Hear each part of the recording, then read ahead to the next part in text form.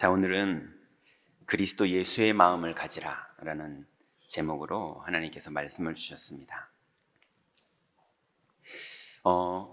오늘 빌립보서 2장 본문은 당연히 빌립보 교회에 바울이 쓴 편지라서 빌립보서죠. 근데 빌립보서에 상황이 있었어요. 여러분, 빌립보 교회가 어떤 교회냐 하면 교회 이름을 들으면 잘 모르실 분이 있는데 사람 이름을 들으면 금방 압니다. 바울이 아시아로 가려고 진행하다가 문이 막혀서 마게도냐로 가서 그 마게도냐 지역의 첫 성이 빌립보였어요. 그래서 마게도냐 지역에서 첫 성으로 와서 루디아를 만나죠.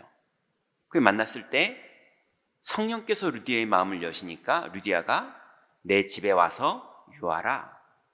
그 앞에 뭐라 그랬냐면 나를 주 믿는 자로 알거든. 그러니까 자기가 믿음이 자신 있어서 나 정말 주 믿는 자로 보이냐, 나 진짜 믿는다 얘기한 거죠. 그랬더니 두 번째로 진짜 믿는 사람이 또 나왔죠. 누구냐 하면 저 많은 귀신 들린 여종. 이 여자아이가 바울을 며칠을 따라다니면서 괴롭게 했거든요. 이는 하나님의 거룩한 자다 막 이렇게 말하면서.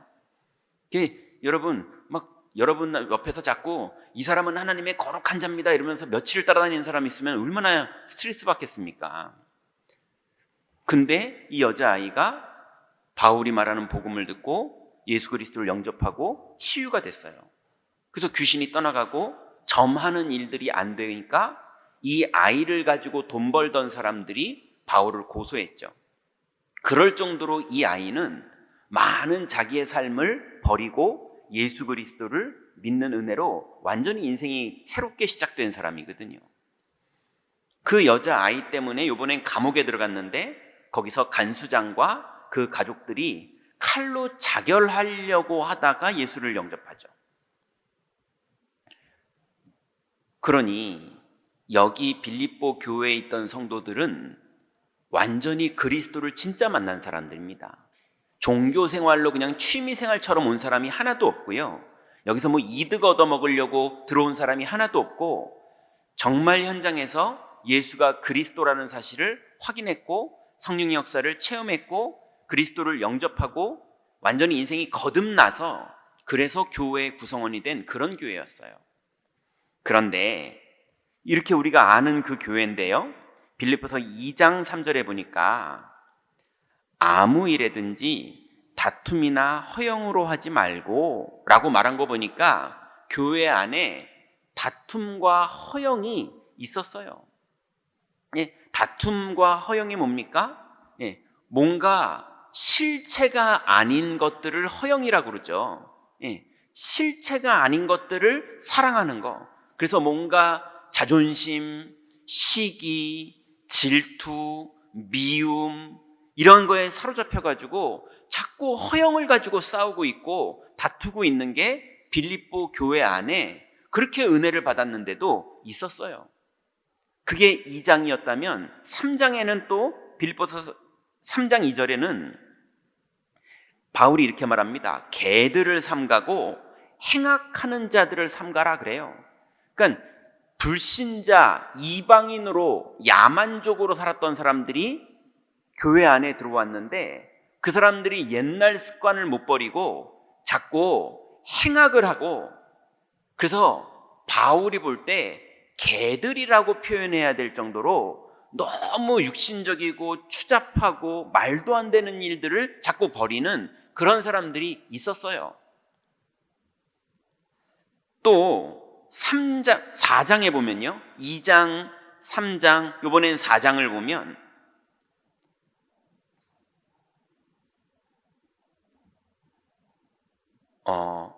그 4장 앞에 3장에도 뒤에 보면 몸을 상해하는 자들 이렇게 바울이 또 말합니다. 그게 뭐냐면 할례를 말하는 건데요, 율법주의자들이 의식적으로 할례 받았다는 것을 가지고 온통 사람들을 비난하고 율법으로 정죄하고 불평하고 불만하는 그런 권위적이고 율법적으로 사람을 누르는 그런 분위기의 사람들이 빌립보 교회 안에 있었어요. 4장에 보니까 나중에는요, 루디아도 거기서 싸우고 있었어요. 바울이 유아디아하고 루디아가 싸우니까 다투지 마라, 마음을 같이 해라, 이렇게 말할 정도로 사명자까지도 거기에 휘말려가지고 막 오르네 그르네 하면서 막 싸우고 있는 거예요. 완전히 은혜로 부름을 받은 사람들이 다투고 싸우고 갈등하고 율법하고 시기하고 질투하는 거에 사로잡혀가지고 엉뚱한 일을 하고 있는 게 빌립보 교회의 현실이었어요. 모든 사람이 그랬던 건 아니지만요. 자, 그래서 이제 우리 임마누엘 경인교회가 교회로서, 이 땅에 어떤 교회도 교회로서 해야 되는 서론이 있습니다. 여러분, 서론 아시죠? 공부하려면 책상 정리를 해놓고 공부를 해야 되잖아요. 그죠? 연필을 쓰려면 옛날에는 연필심을 깎아놓고 공부를 시작하는 거잖아요. 이런 것처럼 서론이 있어야 됩니다. 그래서 오늘 본문에 보니까 3절에 아무 일에든지 다툼이나 허영으로 하지 말고 오직 겸손한 마음으로 각각 자기보다 남을 낮게 여기고, 이렇게 말합니다. 그러니 우리는 겸손한 마음을 가져야 됩니다. 그래서 어느 정도 겸손해야 되느냐? 자기보다 남을 낮게 여기는, 남을 좋게 여기는, 그럴 만큼 겸손할 수 있어야 돼요. 또 4절에 보니까요, 각각 자기 일을 돌볼 뿐더러 또한 각각 다른 사람의 일을 돌보아 나의 기쁨을 충만하게 하라, 이렇게 말합니다. 그러니 여러분, 자기 일을 돌보는 거 할 줄 알아야 됩니다. 그런데 그 나를 돌보는 걸 충분히 하면서 이제 다른 사람도 돌보는 거를 할 줄 알아야 됩니다. 이게 교회예요. 교회라는 건, 임마누엘 경인교회라는 건 누구냐면 여러분 개인이 임마누엘 경인교회입니다. 또 교회가 해야 될 서론에 바울은 또 5절에 이렇게 말합니다. 너희 안에 이 마음을 품으라. 곧 그리스도 예수의 마음이니. 그 예수의 마음이 뭡니까? 하나님과 본체인데도 종의 형체로 오셔서 사람과 같은 모양이 되셔서 우리를 도와주신, 우리를 구원하신 그 마음을 가지라는 거예요. 이렇게 서론을 잘하면 사람의 마음을 얻을 수 있어요. 그렇지만 이 서론은 절도 잘합니다. 이 서론은 사회복지관도 잘합니다. 어쩌면 우리보다 더 잘할 수도 있어요. 이 서론은요, 음식점 엄청 잘합니다. 맞잖아요. 손님에게 필요한 걸 너무 잘해주거든요. 그래서 교회가 당연히 해야 될 일입니다. 음식점도 하는데 교회가 안 하면 되겠습니까? 절도 하는데 교회가 안 하면 되겠습니까? 그렇지만 이건 우리의 본론이 아니고 서론이에요. 기본이죠. 그러면 교회가 해야 될 본론을 바울이 또 말합니다. 교회가 해야 되는 본론은 뭡니까? 그리스도 예수의 마음을 가지라, 이랬어요.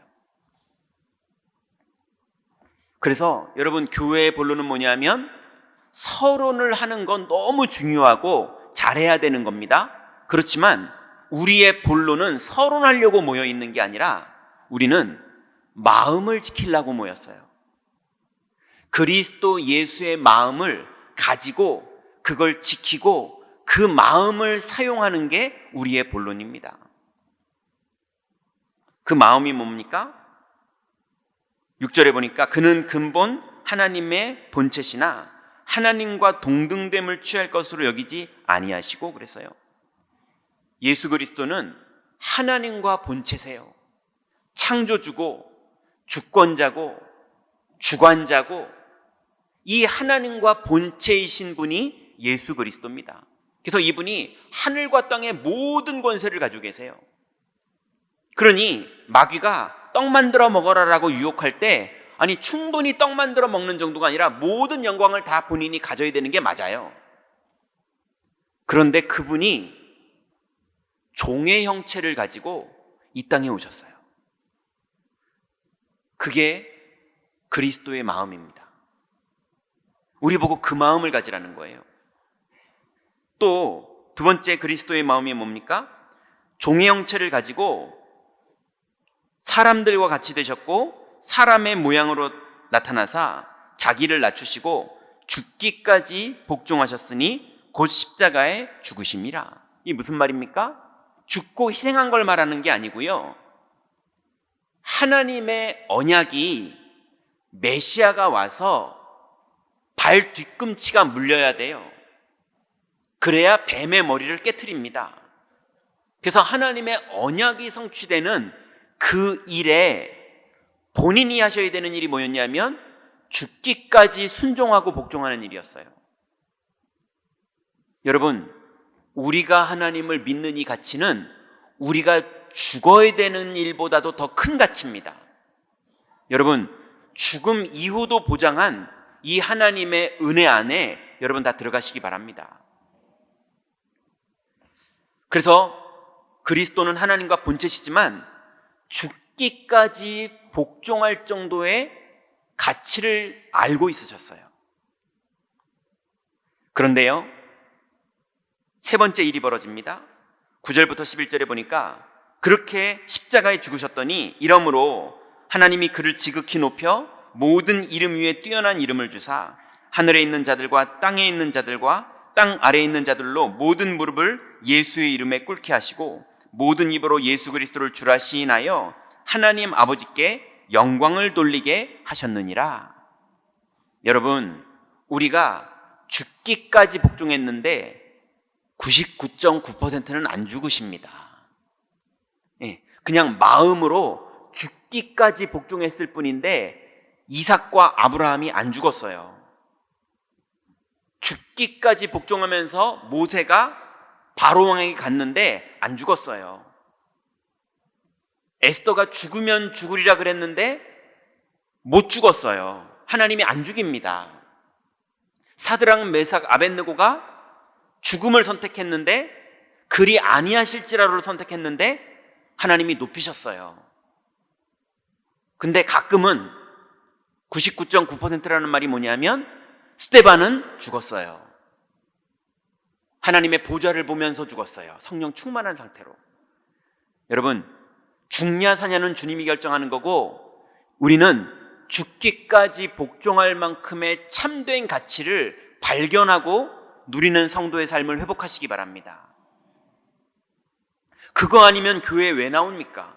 여러분, 여기 와서 헌금도 내시고 이렇게 시간도 들이시고 찬송도 부르시고 교회 봉사할 일은 봉사도 하시는 그거를 취미생활 때문에 하십니까? 죽기까지 복종할 만큼의 가치도 발견 못했는데 여기 왜 나와 계십니까? 맞잖아요. 여러분, 여기 나오셨다면 그 가치를 발견하고 현장에서 그 가치를 사용하셔서 실제로 세상을 이기시는 응답까지 이루시기 바랍니다. 그래서 바울이 내가 어찌하든지 그리스도의 십자가의 죽음과 그 부활에 이르려 하노니, 바울도 이거를 계속 반복했어요. 이게 우리의 본론입니다. 이것 때문에 서론을 하는 겁니다. 본론 때문에 섬기기도 하고 도와주기도 하고 배려하기도 하고 용서하기도 하고 교회를 청소하기도 하고 우리가 헌금을 모으기도 하고, 이 모든 게 뭡니까? 본론 때문에. 여러분, 서론하느라 본론을 잊어버리는 그런 행악하는 자들, 율법하는 자들, 몸을 상하는 자들, 다투는 자들, 그 어리석음에 1초 속을 수는 있지만, 어쩌다가 한 30분 속을 수는 있지만, 어쩌다 보면 한 반나절 속을 수는 있지만, 여러분, 하루가 넘을 만큼 속지는 마시기 바랍니다. 그래서 우리가 정말 참 가치를 발견하는 그리스도 예수의 마음을 여러분이 먹기만 해도 흑암이 꺾입니다. 여러분, 마음에 1초 동안만 그 마음을 진짜로 먹기만 했는데도 빛이 비춰져요. 그걸 보고 소금이라고 말하는 겁니다. 그걸 보고 빛이라고 말하는 거예요. 빛이 비춰지면요, 원방에서 아들과 딸들이 돌아온다고 말했어요. 일어나 빛을 발하면 원방에서 아들과 딸들이 돌아온다고 말했습니다. 모든 풍부가 돌아온다고 말했습니다. 여러분, 이거는 지금 돈 많이 벌고 동기를 가지고 이렇게 해라 이런 수준의 얘기가 아니지 않습니까? 만물이 복종하게 돼 있다니까요. 여러분, 우리가 지금 환상에 빠져서 이루고 있는 겁니까? 이게 사실입니까? 사실이라면 믿으시기 바랍니다. 오늘 이 시간에 여러분 마음에 믿을 때, 여러분 마음속에 이 사실이 영적으로 아멘하고 내 영혼에 받아들여질 때, 그때 이 시간에 여러분의 현장의 흑암은 무너지고, 이 시간에 여러분의 인생에 빛은 비춰지고, 여러분의 생각과 마음과 내 속에 있던 모든 상처와 어둠이 무너지는 그런 하나님의 역사가 시작됩니다. 여러분, 우리가 보통 갈급하고 급한 위기가 오면 서론을 다 버려요. 그때는 예의, 예절 이런 거 없습니다. 그때는 그런 거 없어요. 그래서 수르보니게 여인이 예수님 앞에 나가서 내 아들을 고쳐주소서 이랬더니 예수님께서 내가 이스라엘 위해서 보냄을 받았지 개들을 위해서는 안 한다 이러시니까 이 수르보니게 여인이요, 서론이 지금 필요 없는 사람이에요. 그러다 보니까 주여, 개들도 상에서 떨어지는 부스러기는 먹지 않습니까? 나를 도와주소서 했더니 예수님이 이 여자가 믿음이 크다 하면서 역사하십니다. 우리가 막 암에 걸리고 질병에 걸리고 위기가 오고 가족 중에 문제가 생기고 막 이러면요, 서론 필요 없습니다. 그리스도만 바라봅니다. 우리 교회에는 그런 사람들이 많이 앞으로 오게 될 겁니다. 그러니 우리는 배려하는 서론도 가지고 있어야지 그 사람들을 수용할 수 있습니다. 그렇지만 그 사람들도 우리들도 본론이 선명해야 됩니다. 우리가 그 마음속에 그리스도를 믿을 때 역사 일어나는데요, 그래서 갈급할 때는 사람들이 그렇게 집중하거든요. 문제는 뭐냐? 그렇게 갈급하다가 암이 치료가 되고 경제가 회복이 되고 삶이 회복되고 자녀가 회복되고 그래서 풍요로워져서 이제 외식도 조금 해야 되고 자녀들과 해외여행도 좀 가야 되고 이런 여유가 생기는 게 당연한 거 아닙니까? 그게 하나님 주신 축복이고 열매를 맺는 거 아닙니까? 근데 그러다 보니까 이제는 안 갈급하다 보니까 본론이 뒤로 가기 시작하고요, 서론이 필요해요. 율법이 필요해요. 너 딸로서 그러면 안 되지, 너 아들이 엄마한테 이렇게 해줘야지 이러면서요 자꾸 또 서론이 나오기 시작해요. 서론이 나쁜 게 아닙니다. 서론은 중요한 겁니다. 그렇지만 서론을 위해서 사는 건 아닙니다. 서론은 사람의 마음을 얻을 수 있지만 절대 흑암은 꺾지 못합니다. 서론은 사람에게 인정받을 수는 있지만 절대 하나님께 발견되지는 못합니다. 그래서 여유가 생기면 본론을 내려놓고 자꾸 서론을 주장하고 서론을 부러워하고 서론에 집중하던 그렇게 사사기처럼 자꾸 믿었다가 실패했다가를 반복하는 그 삶에서 이제는 빠져나오시고 참 가치를 발견해서 지속하시게 되는 하나님의 축복 속으로 다 들어가시기 바랍니다. 오늘이 맥추절이죠. 원래는 지난주가 맥추절이기도 하죠. 뭐 지난주가 됐던 오늘이 됐던 내일이 됐던 상관없습니다. 맥추절이 무슨 날이냐면요, 6월절을 지내고 홍해를 건너서 나왔더니 노예 생활할 때는 그래도 하루에 3끼 얻어먹던 게 있었거든요. 채찍 맞았지만 얻어먹었던 게 있었거든요. 근데 해방되고 나니까 채찍은 없지만 먹을 게 없어요. 무능하잖아요. 그러니 이스라엘 백성들이 홍해 건너자마자 마라라는 샘물에서 쓴물을 맛보고 이제 우리가 여기서 죽는구나 그러면서 원망불평했습니다. 근데 6월절이 지나고 50일이 지났는데 하나님이 곡식을 얻게 하셨어요. 기적이죠. 50일 만에 곡식을 얻었습니다. 이게 이스라엘에서 되는 일이 아니거든요. 그래서 그날을 기념하는 게 맥추절입니다. 그 맥추절이 이름이 77절이라고 하기도 해요. 왜냐하면 일주일이 7일이잖아요. 창세기에 보면 그 일주일이 7번을 지난 다음 날, 그래서 77이 49에 더하기 한 하루, 이렇게 해서 50일째 되는 날을 맥추절이라고 합니다.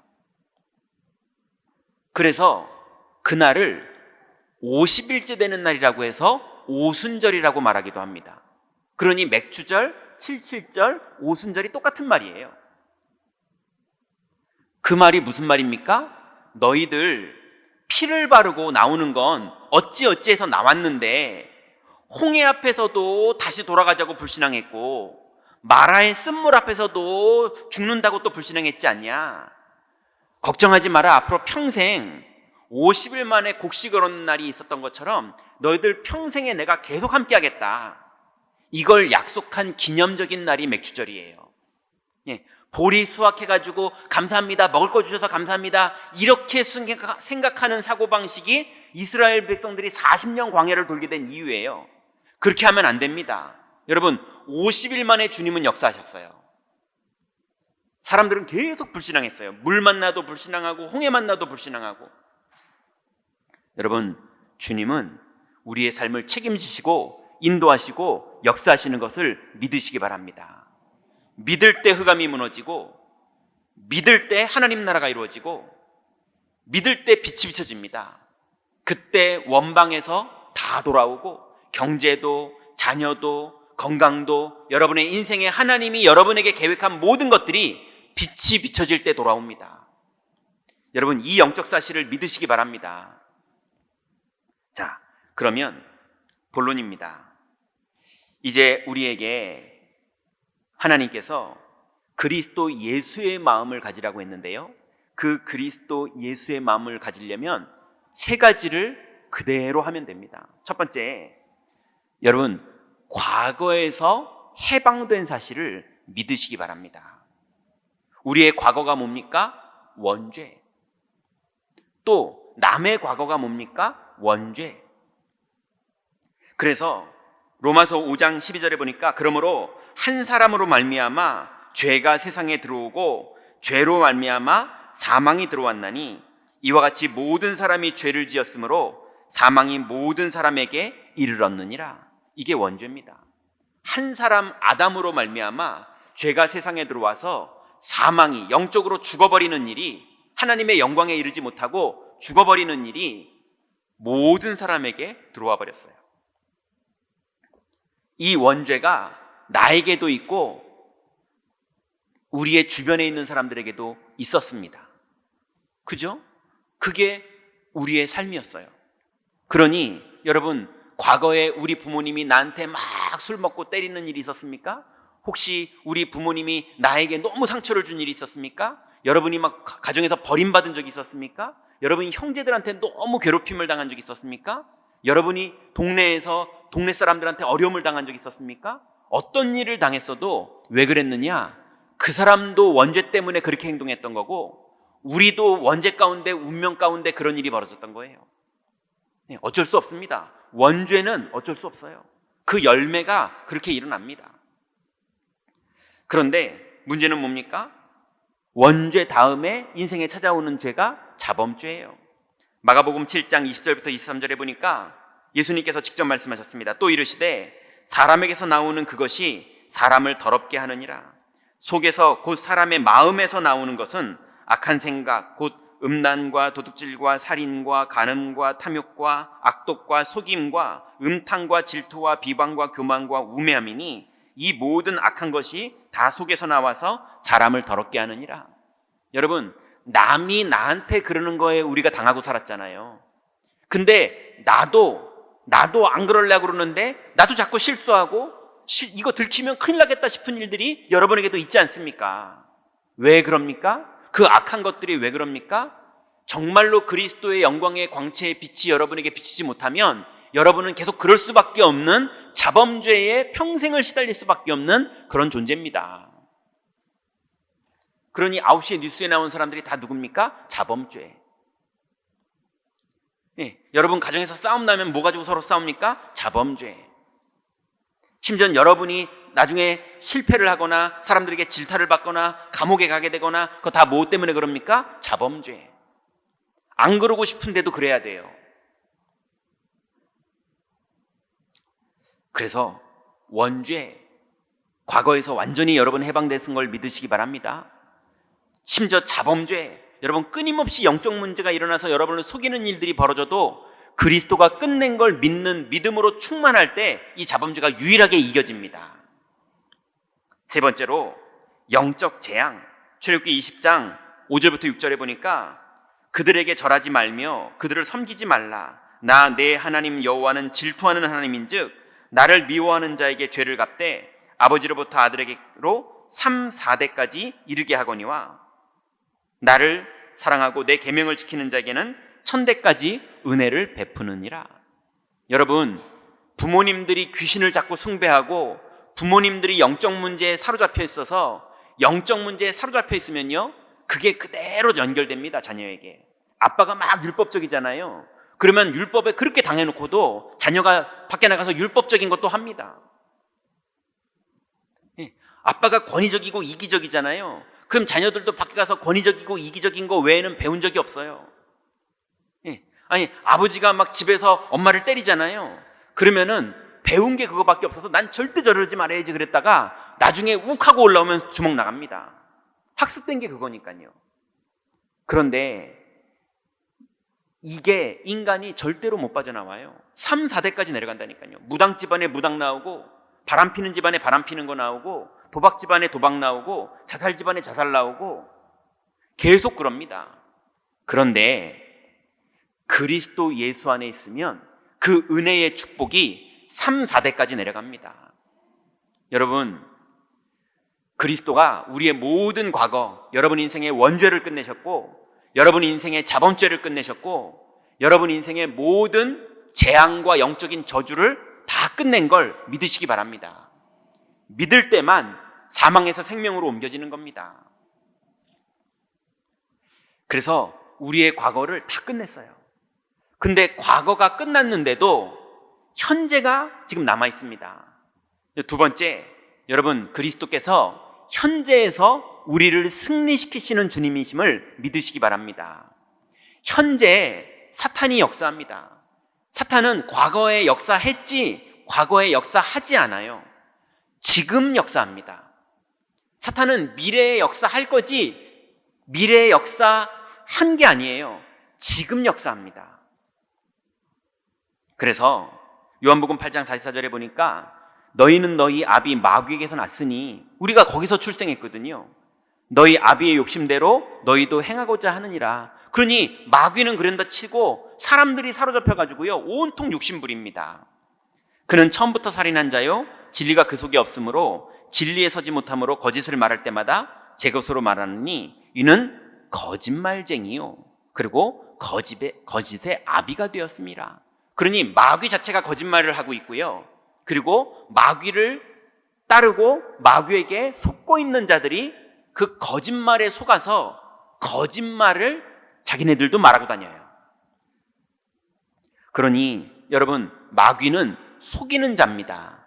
여러분에게 너무 증오가 나오거나 여러분에게 뭔가 너무 두려움이 왔거나 여러분에게 너무 여러분의 생각과 마음을 사로잡혀서 뼈가 마를 만큼 여러분을 짓누르는 뭔가에 여러분이 사로잡혔다면 속이는 마귀입니다.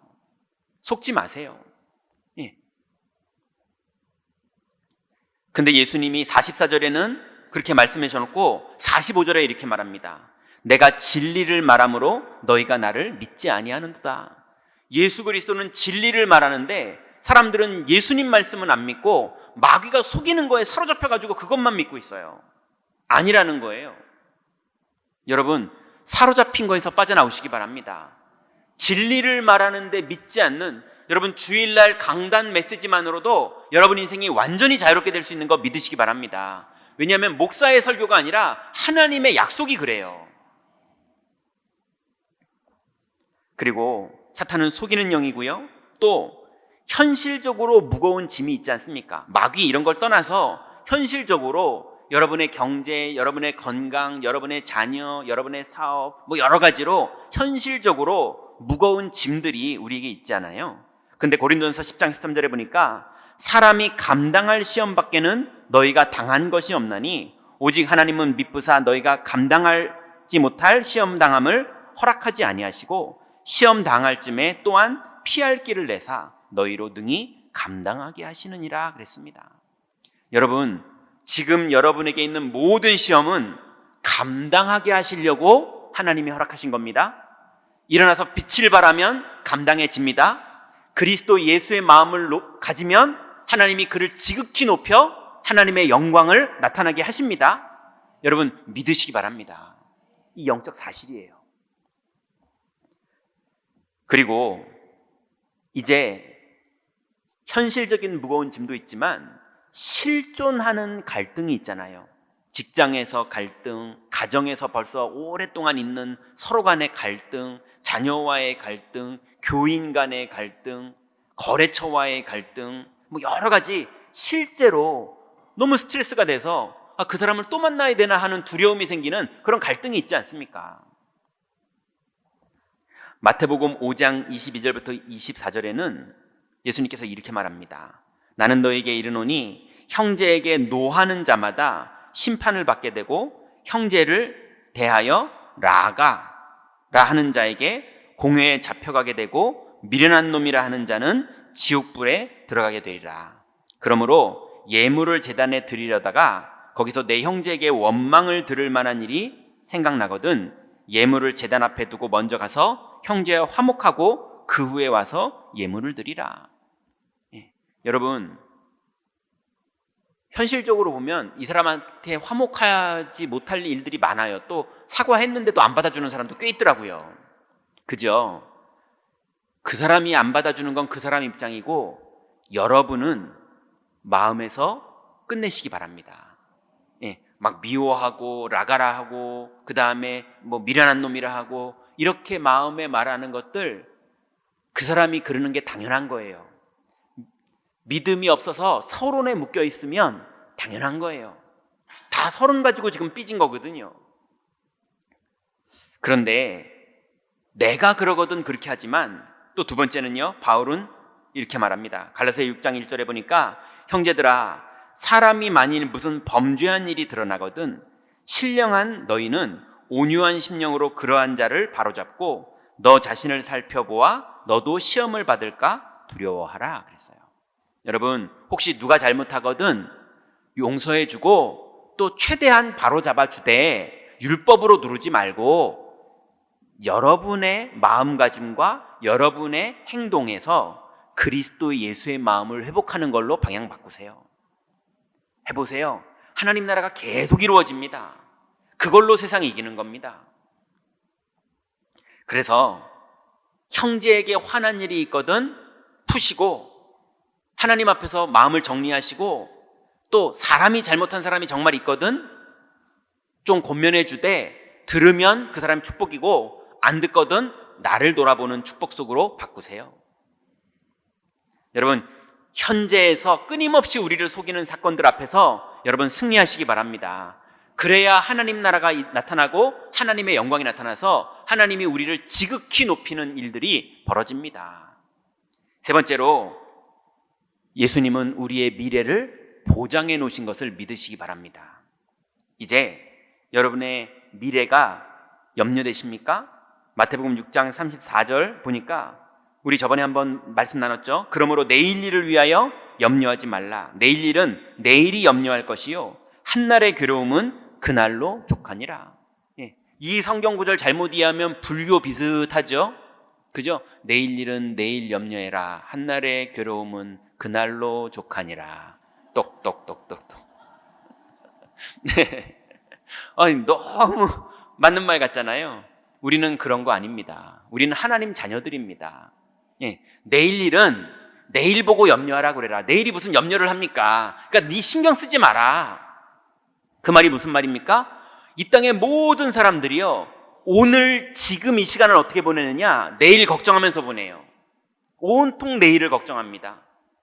지금 믿으면 내일이 바뀌거든요.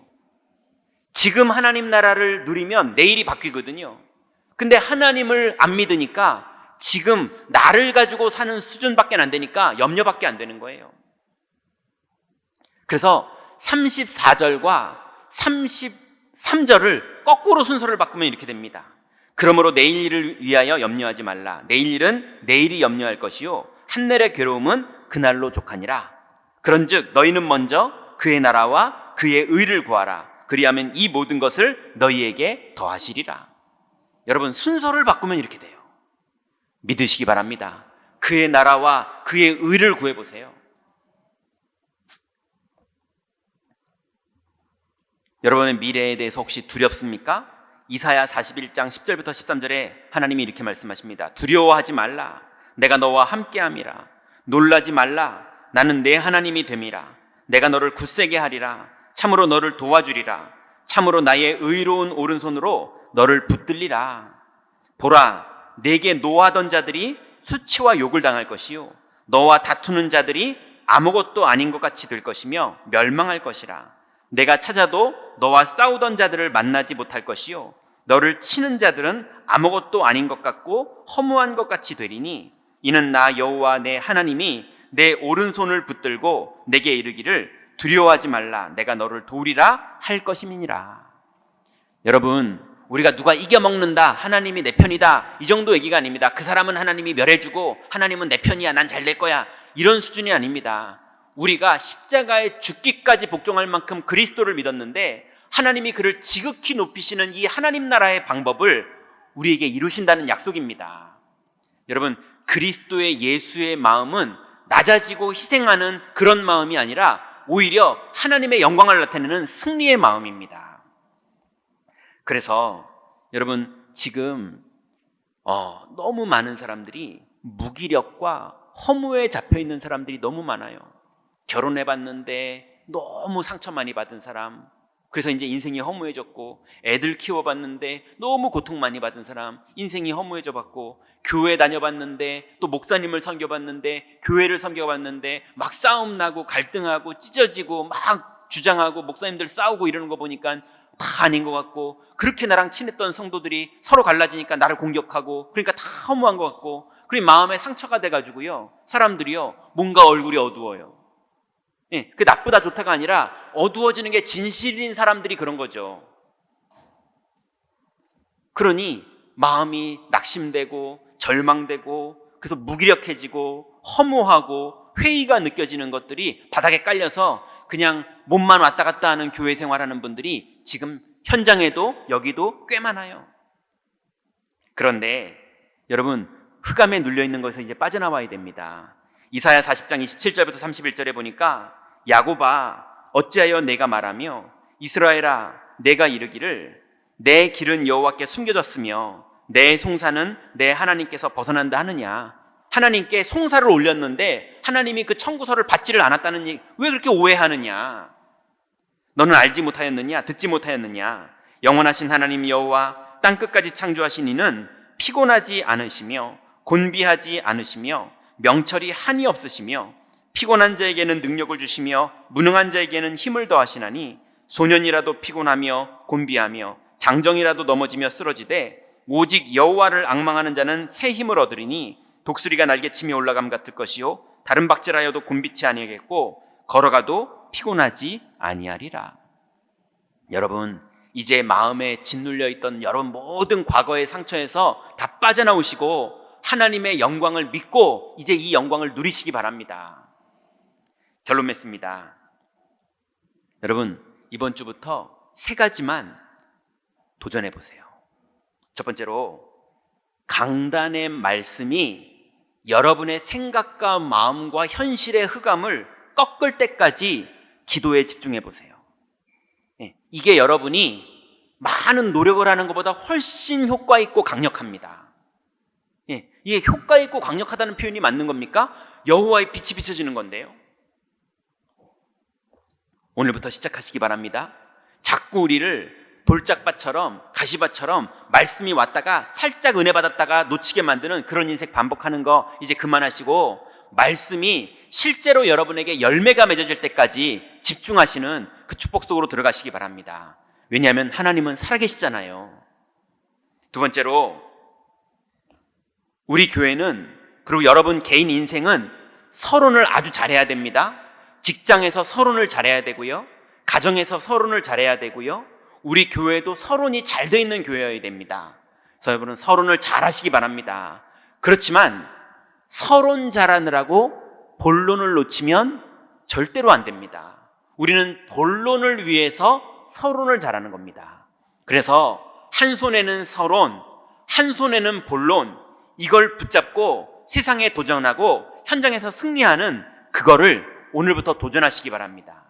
그래서 정말로 영적으로 완전히 무장돼서 죽기까지 말씀에 복종했는데 하나님이 높이시는 일이 계속 벌어지면서도 사람에게 마음을 얻을 만큼 서론으로도 지혜로운 자, 섬기는 자, 힘 있는 자, 도와주는 자, 그 역할을 감당하시기 바랍니다.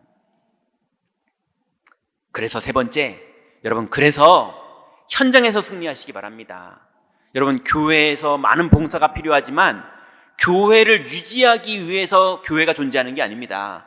교회는 유지할 수밖에 없을 만큼 하나님의 영광이 나타나는 곳입니다. 우리는 오히려 이 영광을 현장에서 누려야 됩니다. 여러분, 오늘부터 가정 살리시기 바랍니다. 여러분, 오늘부터 산업 살리시기 바랍니다.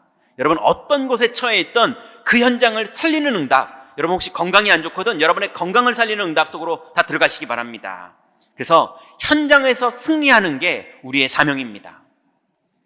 이번 주간부터 그리스도 예수의 마음으로 여러분의 현장을 다 살리는 응답이 시작되시기를 바랍니다. 기도하겠습니다. 하나님, 감사합니다. 하나님의 은혜로 우리를 백성 삼아 주셔서 과거에서 완전히 해방해 주셨고 현재에서 승리할 수 있는 믿음 주셨고 미래에 하나님 우리가 누릴 수 있는 비전 주시고 축복 주신 주님께 감사를 드립니다. 이제 이 축복을 그리스도 예수의 마음으로 승리하면서 흑암이 꺾이는 하나님의 영광을 현장에서 누리기를 원하오니 한 주간 모든 성도들 현장에 주님 역사하여 주옵소서. 예수 그리스도의 이름으로 기도드렸습니다. 아멘.